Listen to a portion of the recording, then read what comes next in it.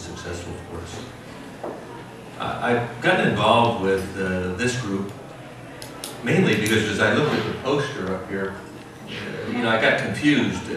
I thought that was the Intel swirl. And then I looked at ITL, that's kind of, you just left out the N and the E, that's Intel. But the challenge, as mentioned, is not just an Irish challenge.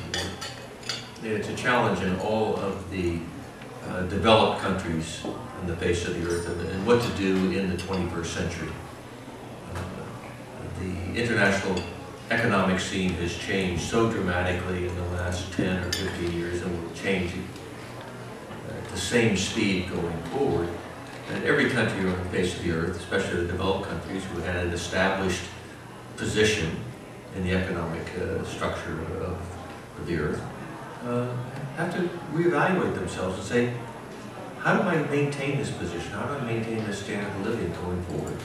And we're all familiar with the Irish miracle. In the last 20 years, Ireland went from the bottom of the EU to the top, basically, per capita income. Dublin real estate went from almost nothing to the most expensive real estate on the face of the earth in that same period. That growth, that bubble, to a degree, is very similar to what happened here in the United States. And so we're faced here in the U.S., whether you live in Silicon Valley or Arizona, raise cattle in Montana, which I do as a sidelight now. That's actually my day job, is raising cattle. It's an interesting business to be in. You lose on every transaction, but you make it up in volume. But countries today have the challenge of how do you compete? And this is a topic that many of us in this room have been discussing and facing for the last 5 or 10 years. You really come to the conclusion there are only 3 things any country, any economy can do to compete. You have to have smart people, that means you have to have a good education system. You have to invest in new ideas, that means you have to invest in research and development. And then you have to have the right environment to get smart people together with smart ideas to do something. And that environment is a cultural environment, a societal environment, a government environment. It's all those things that are necessary to have people take a chance and go out and do something and create wealth. And I've concluded long ago that those are the only 3 levers any country has to pull, any economy has to pull. You have your education system, you have your investment in R&D, and then you have creating the right environment to let people do something really successful. The U.S. is discussing that and trying to come to grips with it today. Ireland, I think Ireland was able to coast for an extended period of time, most of the last 20 years, but with the financial crisis that hit the world, that bubble kind of burst, and Ireland came back to earth and is now exactly the same position in the U.S. What do we do for an encore? How do we make money?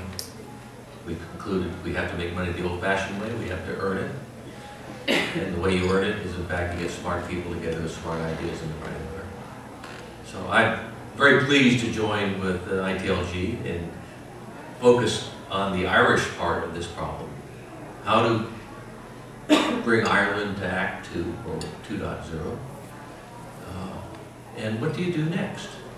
And I think the answer is exactly what came out of the Farmley conference a month or 2 ago, which was the realization that it's the education system, it's the investment in R&D, and it's the right environment. Those are the only 3 things you can do. And you can't just talk about them, and you can't just throw money at them. As goodness knows, if you look at the United States, we throw lots of money at education, and it doesn't get any better. It's how you invest. It's how you create the right environment that's important. So I'm looking forward to working with this group. Some of them former colleagues, some of them new colleagues, but all interested in the creation of wealth, which is what every economy in the face of the earth is striving to do today. You have to add value to what you do. You have to create wealth. That's what this university is all about, frankly. I mean, this university is a great educational institution, but it is first and foremost a wealth creation institution, spinning off smart people and smart ideas into the economy. That's what Ireland has to do. not just at one of its universities, but its collective university environment. They have to turn into wealth creation entities. And that's, I think, the challenge that ITLG has before it. We can act as a stimulus to get people together, get venture capitalists talking to people with smart ideas. But first and foremost, I think the issue for Ireland is to have the educated people, the smart ideas, and then the right environment to get them together. If that can happen in volume, like it does here in Silicon Valley, then the money will follow the smart ideas. The foreign direct investment will follow the bright ideas. But we need to create that wealth-generating machinery going forward. So I'm looking forward to working with the ITLG colleagues.